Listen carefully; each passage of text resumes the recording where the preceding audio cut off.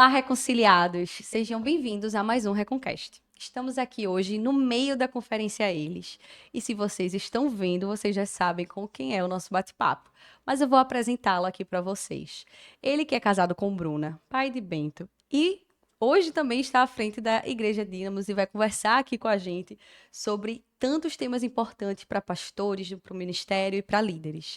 Estou aqui com ele, o pastor Dênio Lara. Seja muito bem-vindo ao Reconcast. Prazer, gente. Muito bom estar aqui, poder chegar aqui, receber tanto. A gente estava ali, cheguei direto para o almoço, então Foi corrido, não foi aqui foi a agenda? intenso, mas é assim que é gostoso, assim Que que a gente massa. As gosta. suas longas 4 horas em Recife já estão intensas.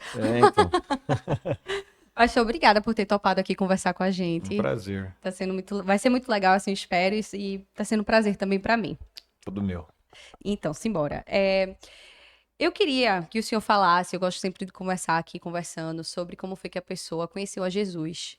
Mas o senhor vem de uma linha de sucessão aí, né, do seu pai aí também, em relação à igreja e tudo mais. Mas eu queria que o senhor contasse de forma mais íntima e pessoal como é que foi seu encontro com o Senhor e também o seu chamado. Bom, eu vivi um contexto, né, de ter crescido. Meu pai é um homem muito piedoso. Eu vivenciei também um momento do evangelho no Brasil, né, de muita entrega, muita renúncia. Meu pai vem desse contexto. Meu pai se converte já no final da faculdade. Meu pai é médico, então ele se converte no primeiro ano, já de formado, e foi uma experiência muito marcante, porque ele foi o primeiro da casa dele, uma família que não conhecia Jesus, não tinha uma experiência, e eu já nasci dentro desse contexto, né? Mas eu digo que com 16 anos não foi necessariamente o momento que eu tive. Eu não acredito que tenha sido o meu novo nascimento aos 16 anos, acredito que aconteceu antes. Eu tinha uma consciência de fé. Na adolescência eu tive as minhas crises de fé, né, do adolescente. Hoje até na psicologia podendo entender um pouco mais, né, dos estudos da psicologia que me chamou muita atenção foi as fases da vida. E a adolescência é uma fase Complicada. e da própria negação dos pais, né? Hoje eu digo muito para os pais de adolescentes que é natural, porque é uma fase da autonomia. Então é Uhum. a fase que eu tô nessa emancipação da clareza, da autonomia da minha história, da minha vida, da minha opinião. E a negação, ela é quase que acontece em todas as famílias, porque de alguma forma eu quero negar o que os meus pais falam para Uhum. mostrar que eu tenho autonomia de fala. Eu vivi, mas vivi fui muito guardado assim por Deus dentro do contexto da minha adolescência. Meus pais são oriundos da Assembleia de Deus, né? Uhum. Então, e minha mãe é aquelas irmãs do coque que a gente brinca, né? Mas Uhum. muito Mulher de assim, oração. muito. Então eu vivenciei isso muito dentro de casa. Meu pai é um homem muito piedoso e mas meu pai, no meio de todo esse processo, ele dizia muito, cara, você nasceu para a glória de Deus. Meu pai sempre foi muito em paz, muito tranquilo em relação a isso. Mas quando eu tinha 16 anos foi quando eu tive uma clareza maior de vocação. Eu não desejava ser pastor, não era uma coisa, não era um plano. Uhum. Não era uma projeção do teu pai sobre. Também não. Meu pai foi muito tranquilo em relação a isso, assim.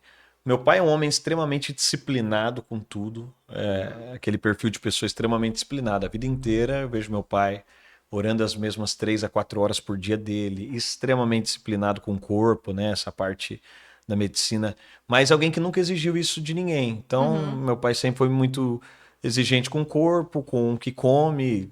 Eu não Com ele tenho, mesmo, né? mas muito livre para com a gente. Então ele foi muito livre para conosco dentro desse processo, né, de vocação. Mas quando eu tinha 16 anos foi quando, de uma forma mais intensa, aquilo saltou. E também quando começou a gritar os conflitos do que eu via, né, do contexto. Eu estudei em alguns colégios, estudei no Colégio Batista, mas grande parte da minha formação não foi. Então eu estudei lá no final do ensino médio. Grande parte da minha Uhum. formação foi num colégio que não era um colégio confessional cristão. E quando aquilo começou a conflitar também, eu entrei nesses choques que a própria adolescência produz, no De aspecto crise, né? de dizer, poxa, peraí, o que é? E isso Sim. me levou para um lugar, mas aos 16 anos de idade é quando eu tenho uma convicção de vocação, eu tive uma certeza de chamado. Sempre foi uma crise para mim ter sido filho de pastor, então eu não carregava isso, A né? ironia do destino, né? Quando a gente olha isso, às vezes fala, não, é a terceira, quarta, quinta geração. Para mim, isso, eu sou a segunda, né? Porque só tem os meus pais, tanto meu pai quanto a minha mãe foram os primeiros da casa deles. Mas quando eu olho para isso, para mim era mais um aspecto de dizer, pô, será que é só porque os meus pais são, eu vou ser? Também tinha muito essa... E acabou que eu me tornei pastor, fui para o seminário e sucedi meu pai muito cedo na primeira igreja que ele plantou. Ele tinha pastoreado aquela igreja por 15 anos. E acabei sucedendo o meu pai aos 22 anos, não era uma Caraca. programação Muito novo. muito novo. Não era programação nem dele nem minha. Ele continuou no nosso movimento, né? Meu pai ainda é muito jovem. Hoje meu pai pastoreia na Europa. Meu pai ainda é muito, até pelo aspecto de mordomia do corpo que ele teve, apesar de ter 64 anos, é difícil. Assim, aquele hoje em dia tem, né? O pessoal aí dos 64 Aham. que você fala, não, não é Tem que possível ter que 40 tem. no máximo, né? A Ele aparência. é, mas a gente conseguiu vivenciar isso e eu fui muito marcado assim por uma casa muito especial, mas não era o caminho assim. Uhum. Eu faço o que faço hoje porque Deus quis literalmente, não foi uma coisa que eu busquei, nem acho que seja um problema alguém que busca isso, mas não foi. Mas no meio do Foi caminho natural. era para ser, era uma Uhum. vocação, era um chamado. Eu costumo dizer que propósito a gente não escolhe, a gente aceita. Uhum. Então, assim, eu tenho muito medo de como a gente fala de propósito nessa geração, como se fosse algo grandioso, poderoso. Para mim, viver vocação é uma submissão, assim. Amém. É você se dispor a dizer sim para Deus e ok. Só E seguir. normalmente esse lugar te leva a um lugar que é uma série de desafios que você carrega.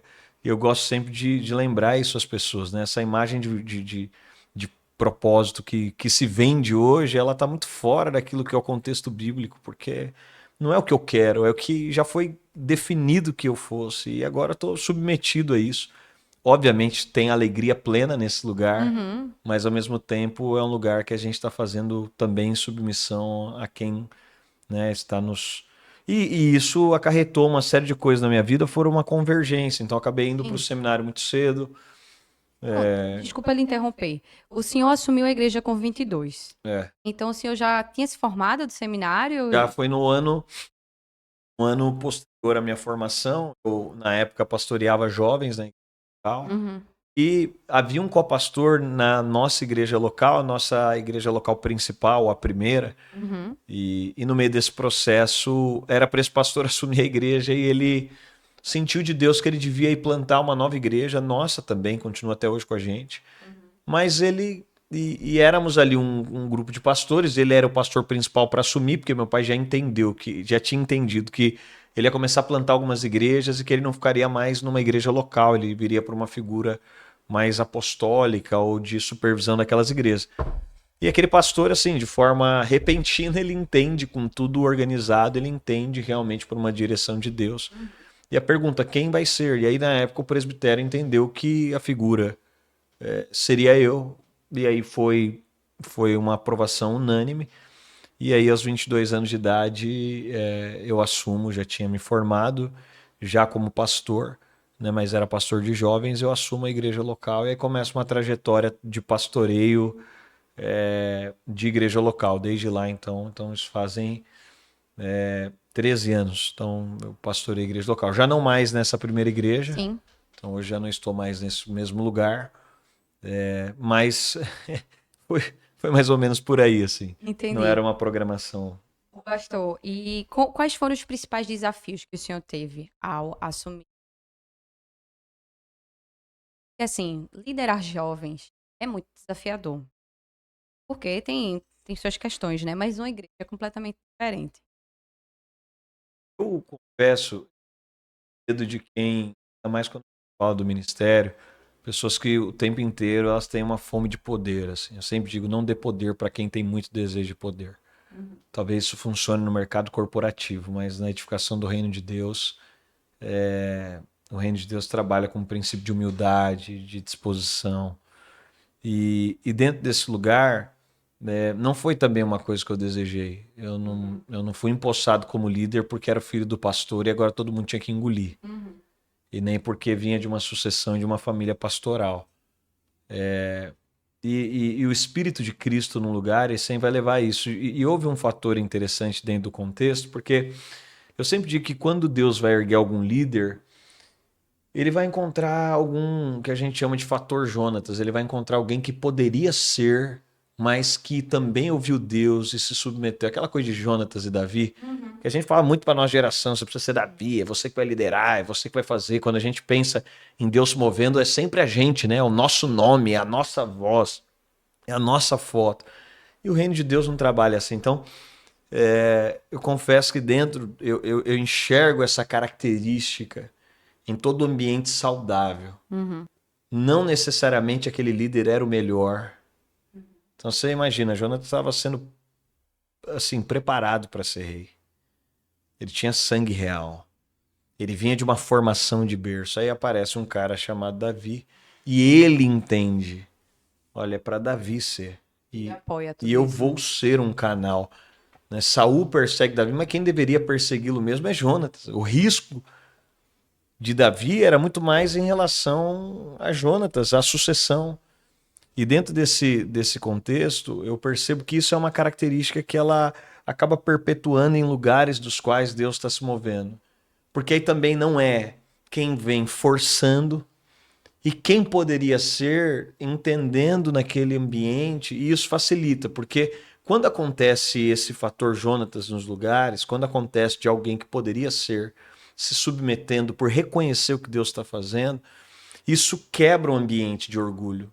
Isso quebra o ambiente de oposição. Constrange as pessoas. É porque diz, olha, poxa, se essa pessoa tá vindo para esse lugar, então quem aqui poderia se opor se essa pessoa seria talvez a figura principal para produzir essa oposição?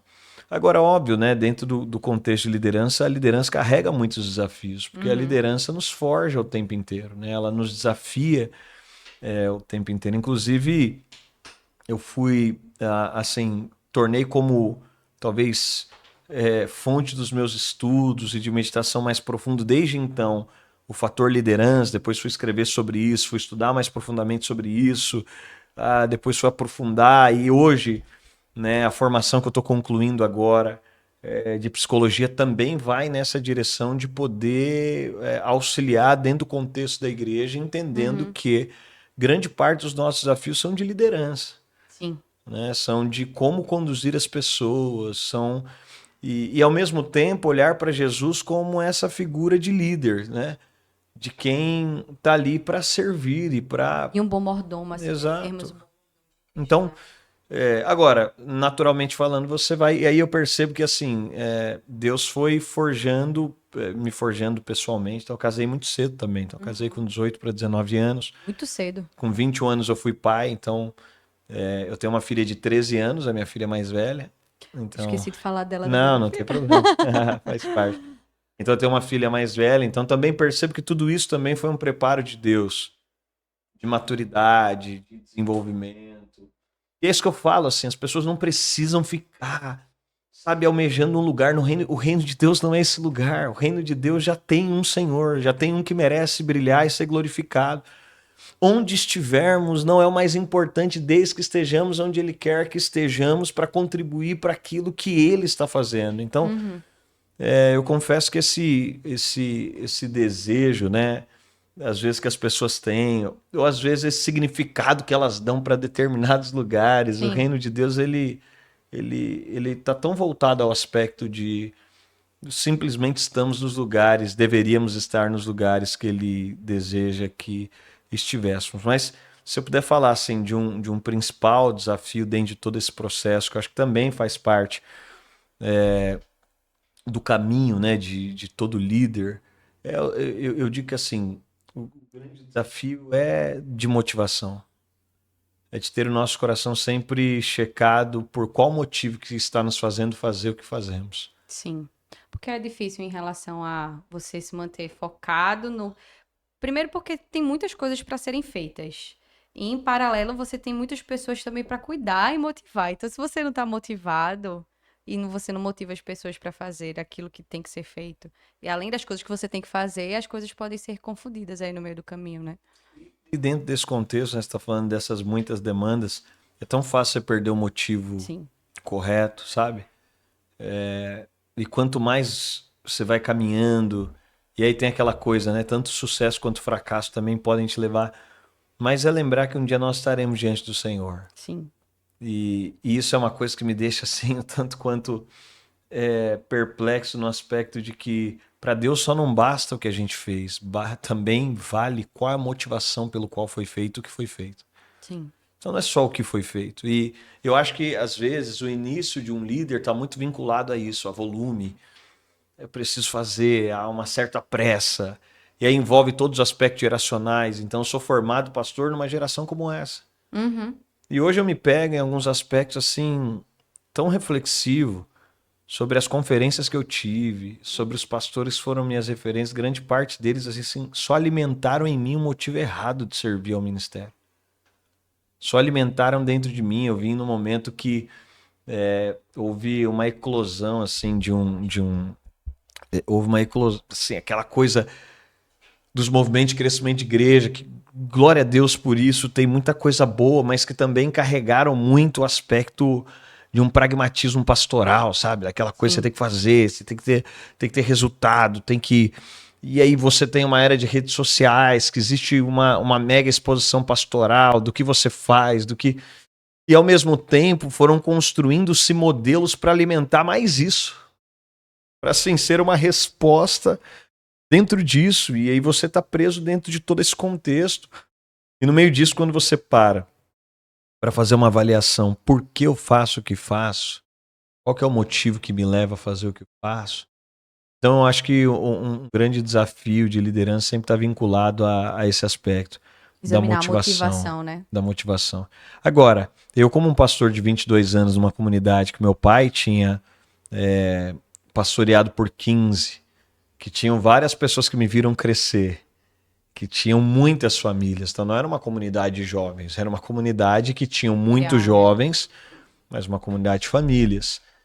E para mim uma crise inicial estava vinculada a isso, que eu acho que é a crise que a gente sempre vai ter na vida, se a gente for honesto diante de Deus e tiver aberto a movimentos de transição, que é uma coisa que normalmente líderes não fazem mais. Então assim, Deus só pode te chamar para desafios quando você é inexperiente, mas depois Deus não pode mexer mais com você, porque a gente tem uma tendência de usar o que Deus me deu para não ter que depender de novo de Deus. Sim. E isso é muito natural para todos nós. Então eu uso a estabilidade que Deus me deu, e é por isso que a gente tem muita dificuldade de se entender o fato de que quanto mais tempo passa, quanto mais trajetória tem, a gente corre risco de ouvir menos Deus. Porque a gente perde a simplicidade de poder. Porque quando você não tem nada, Deus fala com você. Tá acostumado, né? E você não tem nada. Deus te disse alguma coisa, você vai se movimentar dentro do que Deus está falando. Agora, quando você tem algo a perder, você vai ter que abrir mão de algo que Deus te falou. E eu tive que viver esses movimentos no ministério, assim, depois que você está consolidado num lugar, depois que você já fez, depois que... E agora você tem que colocar alguma coisa a perder, é um desafio maior. Mas eu tive que vivenciar o desafio de ter que pastorear. Eu lembro que foi engraçado, porque você sempre vai procurar pessoas que você reconhece, que você valoriza. E quando eu me tornei pastor, assim que eu ia ser empossado, eu procurei um amigo pastor, ele era um jovem pastor, um pouquinho mais velho que eu, e fui bater um papo com ele, assim. E sabe aquela honestidade, assim, franca, que você tá vendo que a pessoa não tá querendo te ferir, ela só tá sendo honesta com você pela amizade que tem. Sinceridade radical, Exato. né? Ele falou, ó, cara, a chance de dar certo a sua igreja é muito baixa, essa transição, porque assim, seu pai é um cara muito mais velho, muito mais experiente, muita gente viu crescer, e assim, ele até brincou, né, eu sempre tive uma maneira excêntrica de me vestir. Ele falou, cara, o jeito que você se veste, pessoal, isso resultou de eu ter usado terno, assim, talvez uns 2 ou 3 anos eu só usava terno, se possível com gravata, assim, todo o tempo. Bem assembleiano. Bem assembleiano, eu ia para qualquer lugar. Nessa época, algumas pessoas me confundiam com o pastor da Universal. A Skin era meu pastor da Universal, assim, magrinho, novinho. E eu andava de terno, mas eu andei de terno durante um tempo, até que assim, mais ou menos no 3º ano eu fui bater um papo com meu pai, falei, pai, não tá legal pra mim, porque eu me coloquei numa pressão, porque eu imaginei o seguinte, o cara falou sobre isso, eu falei, bom, primeiro vou mudar meu jeito de me vestir, e depois vou me vestir de um jeito que pareça que eu sou mais velho. Hoje eu olho as fotos e assim, só eu tava acreditando que tava dando certo. Mas, e aí foi muito interessante, porque era uma forma minha de querer esconder uma fragilidade que eu tinha como líder. E o que Sim. eu reconhecia como uma fraqueza, fragilidade não, fraqueza. Uma fraqueza é que eu era muito novo. Aham. E de alguma forma eu queria esconder aquilo. Eu acho que líderes tendem a fazer isso. Esconder suas fraquezas, Você né? quer esconder. E foi interessante por quê? Porque naquele período eu até encontrei essa senhora no mercado, porque ela continua nessa igreja que eu pastorei e já não estou mais nela. Encontrei ela no mercado esses dias, deve Aham. fazer umas 2 semanas, estava com a minha família. E essa senhora, ela, na época, ela foi um grupo que cresceu muito, o grupo da terceira idade cresceu muito na igreja. E nos meus 2 primeiros anos pastorais, cresceu mais o grupo de famílias e adultos do que de jovens. Inverteu uma lógica que, inclusive, vinha acontecendo nos últimos anos na comunidade. Caramba. E acreditava que seria o contrário, que o Porque o grupo senhor de é jovens, jovem e porque eu tudo sou mais. jovem e tal. E cresceu muito o grupo da terceira idade. E essa senhora, ela veio me dar um abraço um dia, no final, na troca de um culto pro outro. Ela falou: olha, pastor, a gente vendo você falando, você é tão novinho, você tem idade para ser meu filho, meu neto. Uhum. E as senhoras aqui na igreja, a gente fica tão assim impactada, a gente fica tão orgulhosa de poder ter alguém da idade do nosso neto aí pregando. E eu falei: então estão vendo a minha fraqueza, minha roupa não está escondendo. Mas aí eu comecei a receber muitas famílias. Pra você ter ideia, é marcante assim, teve um dia, a gente fez uma mobilização dos jovens para com os pais e um dia a gente passou num encontro, a gente fazia uma mobilização de ter uma tarde de um encontro para transmitir uma experiência com Deus. Eu lembro que na época a gente passou acho que 380 pais em um único dia. Pra gente foi muito significativo. Várias famílias inteiras se convertendo assim. Uhum. Pais, filhos, assim. E eu comecei a receber na minha sala e o relato começou a ser esse, assim.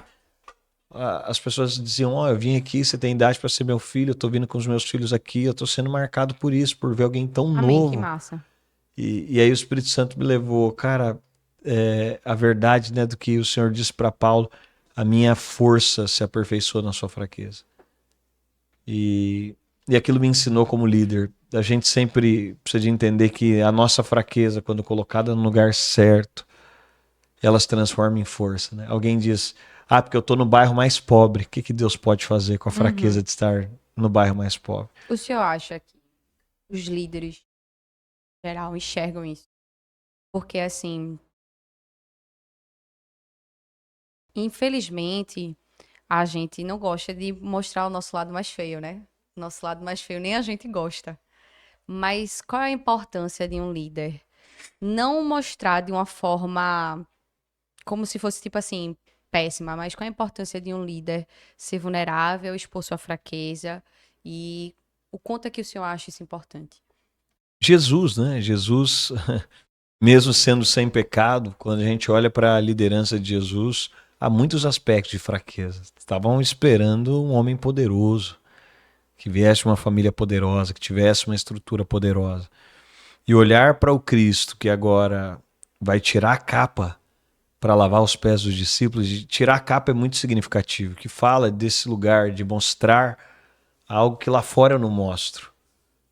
E se um líder não tira a capa, ele vai estabelecer um ambiente de todo mundo de capa, e esse é o problema. Porque Sim. um líder que não é real, ele vai estabelecer um ambiente que ninguém pode ser real com ele. Uhum. E aí o líder tá achando que é só sobre ele, mas ele tá construindo uma cultura no ambiente onde ninguém é real.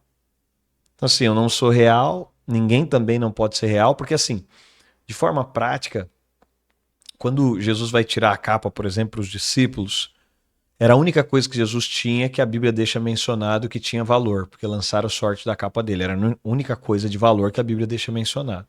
Não quer dizer que é a única coisa, mas que a Bíblia deixa mencionado é a única. Quando Jesus tira a capa diante dos discípulos para lavar os pés, ele está dizendo: olha, o que eu tenho de valor eu estou deixando de lado Uhum. para produzir acesso.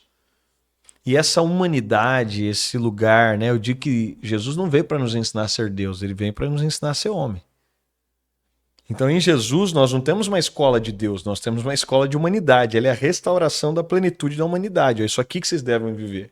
Uhum. E agora, ele sem capa está permitindo que os discípulos o vejam num lugar que manifesta. E aí é interessante, porque quando um líder se propõe a estar nesse lugar, ele vai permitir com que as pessoas o acessem sem capa. E as relações humanas, elas têm uma tendência a gente sempre estar de capa, mesmo para as relações mais íntimas. Então, uma mulher vive com um homem durante 30 anos para chegar no final de 30 anos ela conseguir falar algo que ela poderia ter falado no primeiro ano. E por que ela levou 29 anos para falar? Sim. Porque ela encontrou esse cara de capa. E encontrar alguém de capa é alguém que está tão fechado que ele está dizendo o seguinte, não é interessante te ouvir, porque ele teve que montar também sobre ele uma imagem que não permite, inclusive, com que alguém perceba que ele tem interesse. Sim. Então, esse lugar de um líder permitir a sua fraqueza ser exposta, e isso diz muito respeito ao ambiente que a igreja é, que nenhum outro lugar pode ser. Sim. Que é um ambiente onde nós estamos entendendo o poder corporativo. O próprio Jesus permite que aquela equipe de discípulos também. Jesus não está exigindo, o próprio Cristo permite com que cada um viva dentro da sua própria personalidade. Não há uma repreensão de Jesus acerca do perfil da personalidade de Pedro, ou de Mateus, ou de João.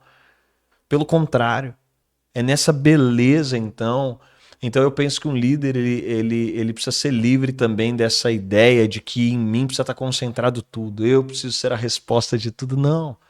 Talvez você não seja e amei por isso, Alguma né? coisa falta em mim que vai ter. Aí eu descobri, poxa, espera aí, eu não preciso ser o cara mais velho, mas eu posso levantar um pastor aqui, Sim. faça parte do nosso time, que seja representatividade para quem chegar na minha comunidade. É importante também que olhe e veja um cara mais velho e perceba famílias mais velhas aqui e que não sou eu, mas que é ele. E hoje eu descubro em mim outras fraquezas da minha liderança, das quais eu olho e digo, poxa, espera aí, tem fraquezas das quais Deus vai me fortalecer, porque Ele mesmo vai se fortalecer. Sim. Mas grande parte das fraquezas de uma liderança é Deus dizendo, eu quero que você dependa das pessoas. Eu vou enviar pessoas que vão te fortalecer, e aí a grande questão é que isso para nós é uma aula de humildade. Porque eu quero estar num lugar que eu não dependa de ninguém. Sim. Que eu faça de forma singular. E biblicamente, assim, de forma prática, o diabo sempre vai torcer para você ter sucesso em tudo sozinho. Sim, independente, né? Faz sozinho, vai dar certo. Ah, isso é tão difícil. Eu lembrei agora porque meus pais me educaram para ser uma mulher independente. Aí eu me converti. E aí eu percebi que não dava para ser.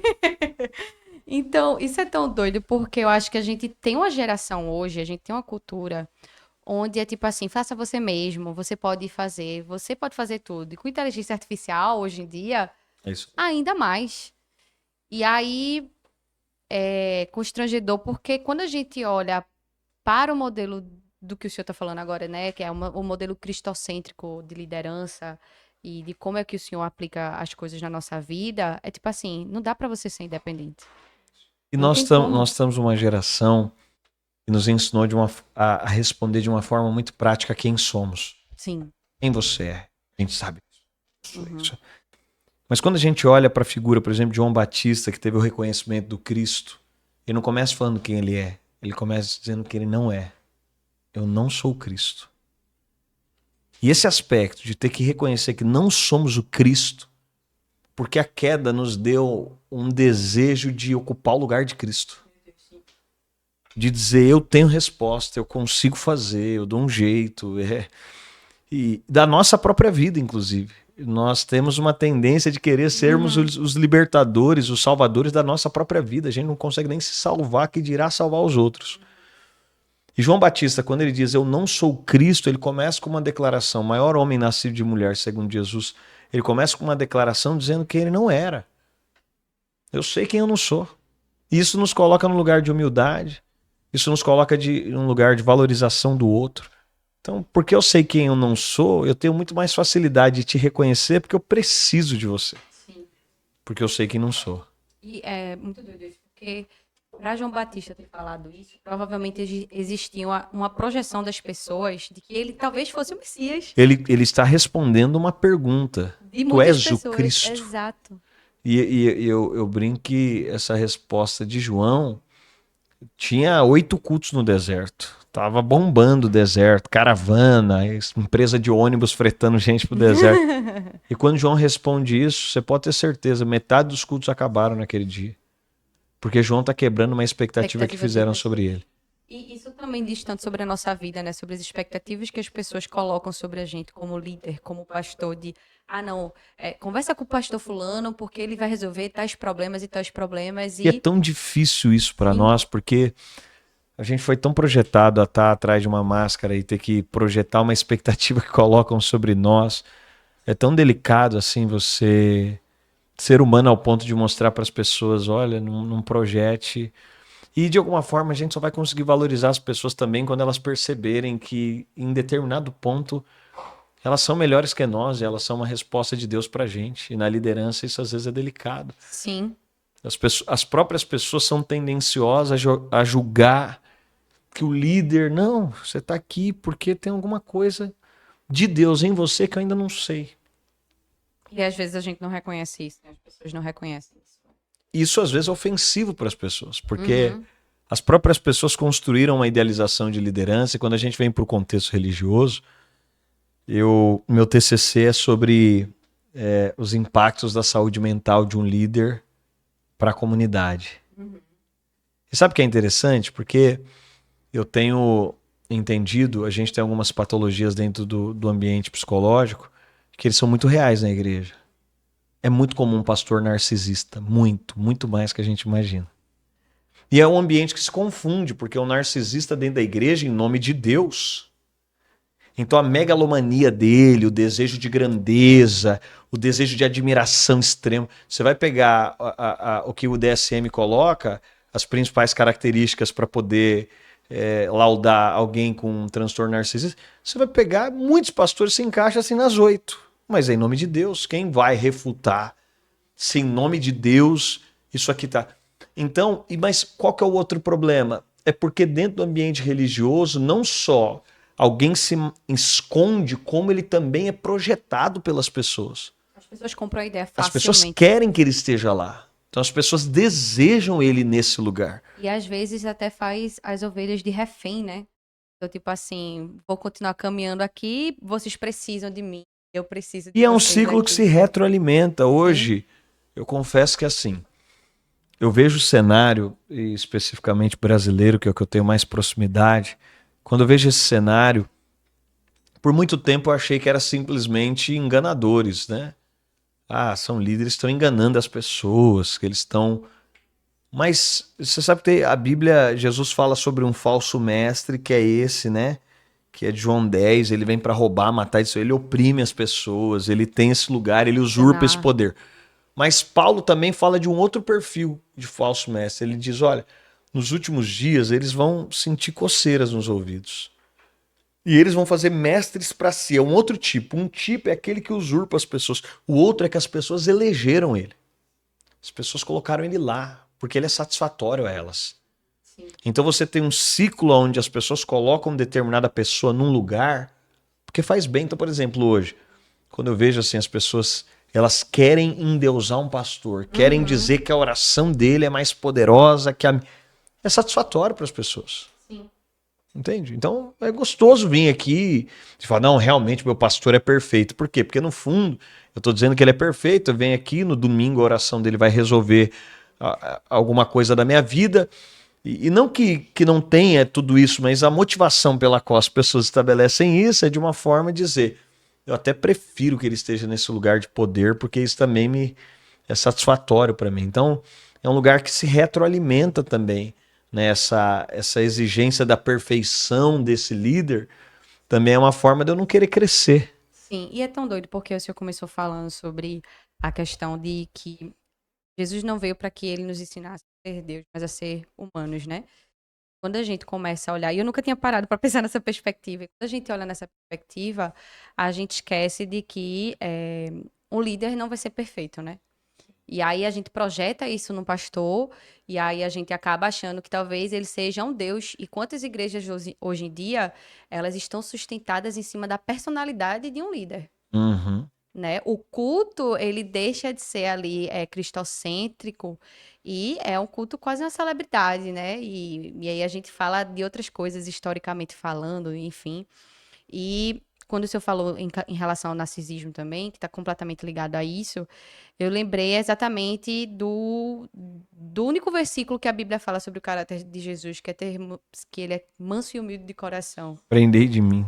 E aí eu fico assim, a gente tá perdendo tanta coisa ainda, né? Porque a gente não entende que a gente precisa ser manso e humilde de coração, que isso é um reflexo de um bom líder, né? É Que isso. assim, é me doar, é me dedicar, é conhecer a motivação do coração. Tô chorando no meio do podcast.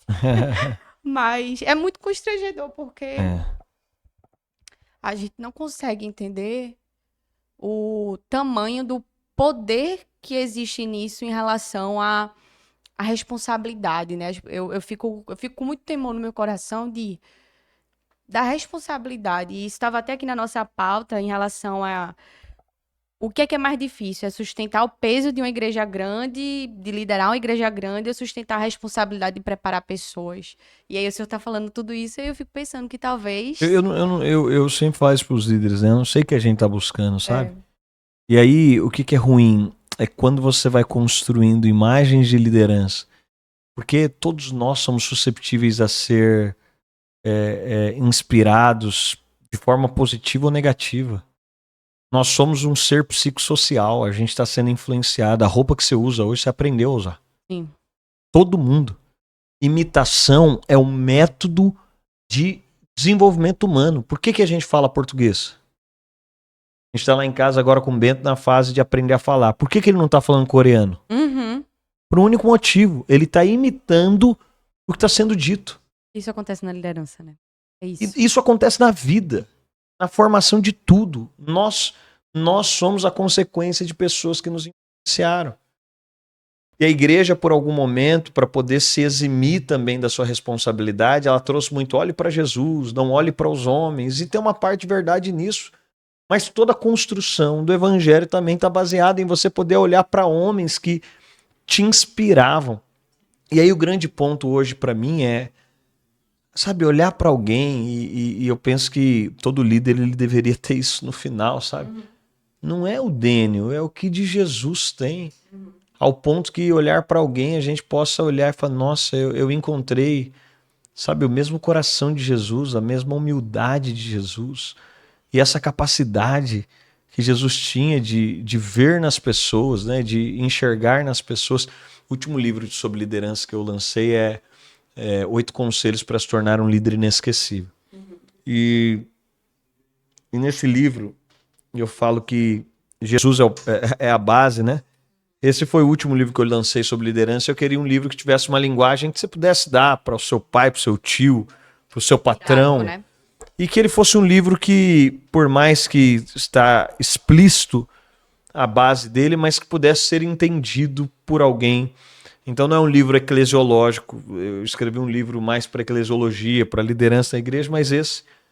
E quando a gente fala sobre Jesus enquanto esse líder agora, que também está mostrando para as pessoas o potencial delas, sabe? Uhum. Não é esse líder carente. Que precisa da atenção das pessoas. Ele já abriu mão do céu e está na terra. Ele criou todas as coisas e sustenta todas as coisas. Jesus não teve uma amnésia de quem ele era. Ele tinha plena consciência do poder que possuía. Humildade, a genuína humildade, não é fingir, é abrir mão de. Uhum. Humildade é a capacidade de poder estar sentado com alguém, sendo a pessoa mais rica do mundo, mas valorizando a pessoa que acabou de comprar o primeiro carro popular dela. É tendo toda a sabedoria e sabendo que tenho toda a sabedoria, mas fazendo como se não fosse para poder estar com alguém e valorizá-lo. E não seria isso o aspecto de liderança de Jesus, podendo conviver, não seria isso que o Espírito Santo faz conosco hoje. Sim. Tendo a paciência, que humildade do Espírito Santo de poder andar comigo, meu Deus do céu. Sim. De poder, assim, estar nos meus pensamentos, mesmo assim, não ir embora. Às vezes eu quero romper relações por coisas mínimas que eu olho e falo: nossa, não acredito que essa pessoa pensa isso.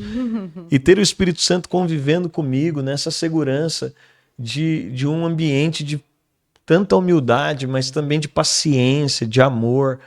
E na liderança de Jesus, vamos te aclamar, rei. Jesus está dizendo: cara, vocês não estão entendendo. Para um nível de humildade que eu já abri mão, ser rei na terra continua para mim valendo nada. Então, nesse lugar de estarmos nesse lugar, por isso que assim, hoje eu sou assim, gente poderosa, que é demais, pastor que é poderoso, que é intocável, eu olho e falo, cara, putz, não tem nada a ver com Jesus, assim, sabe? Eu vejo em Jesus essa figura, assim, que se mistura a algo que é tão comum ao mesmo tempo, é tão belo, tem uma Aham. beleza tão grande numa humildade, porque é alguém que a gente sabe que é tudo, mas que ao mesmo tempo se porta num lugar que vem e que pode lavar os É pés, simples, né? que é simples. Eu sempre penso na. Tive meu pastor de juventude, ele sempre falava assim: gente crente tem que ser simples. É isso aí. A simplicidade do crente, ela precisa ser tão real quanto sua fé, sabe? Não, e como é Porque marcante você eu- estar com alguém que passa pela nossa história e que deixa, sabe, essa realidade de Jesus. Tempo atrás estava conversando com um missionário que eles estavam indo para locais que as pessoas nunca tinham tido contato nenhum com Jesus, nenhum. Existem regiões, né? Os nossos ouvintes, existem regiões do mundo que as pessoas nunca sequer ouviram. Você fala Jesus. A gente mesmo tem igrejas no Japão, não precisa de ir muito longe. Uhum. O próprio Japão, que a gente No admira a interior, cultura, você pergunta tão. Jesus e fala quem é? É um primo seu? É um tio? E eles estavam esse missionário estava me relatando que eles iam pregar em algumas ilhas extremas que as pessoas nunca ouviram. E qual era a estratégia? Eu falei, como que você vai num lugar que ninguém nunca ouviu? A pessoa não Uhum. tem. E foi como que a gente fazia? Ia uma equipe e essa equipe ia só para servi-los durante semanas. Uhum. Servir com cuidados médicos, servir com presente, servir com amor. E essa equipe ia só para amar essas pessoas de diferentes formas. E quando chegava assim no final, já caminhando para o final da missão, a pergunta era: quem vocês são? Quem mandou vocês aqui? E a resposta deles é quem mandou a gente aqui foi Jesus. E aí eles falavam: ó, quando lembrar da gente, não precisa nem lembrar o nosso nome. Lembra do nome de Jesus. Uhum. Aí vinha uma segunda equipe. E a segunda equipe vinha então e trazia o plano da salvação. E quando a equipe fazia o plano da salvação, ela dizia: olha, e o que vocês agora precisam é ter um encontro com Jesus. E aí eles diziam que o marcante era que aquelas pessoas agora elas tinham tido. E eu fico me perguntando se não é assim que a gente deve ser lembrado. Ao passo que a nossa vida tem um único objetivo, é glorificar um único, para que alguém lembre através da nossa vida de Jesus. E pouco tempo o nome de todo mundo acaba. Eu digo que legado, muito mais que é o que você vai deixar nas pessoas ou para as pessoas, é como as pessoas lembrarão de Cristo por causa de você. Isso é um Amém. verdadeiro legado. Amém. Eu tô triste que a gente vai ter que acabar. O pessoal da conferência já tá ali lhe chamando. Tá me cobrando, filma ele depois. Pois é, Ludé chegou aqui, gente, para puxar ele. Mas é isso. Pastor, eu queria ter mais tempo, porque tem tanta coisa que a gente Vocês vão ter poderia que me convidar de conversar. novo. Você vai ter que vir de novo para Tudo Recife. bem. Me convidem de novo, estarei aqui com todo prazer. Muito obrigada por essa Eu que conversa. agradeço. Obrigado. Que papo especial, que ambiente especial, tão cheio de vida. Amém, Que o glória a Senhor Deus. continue te usando. Amém. Muito obrigada Obrigado pelo carinho. pelo que o Senhor compartilhou aqui com a gente. É isso, gente. Até o próximo Reconcast.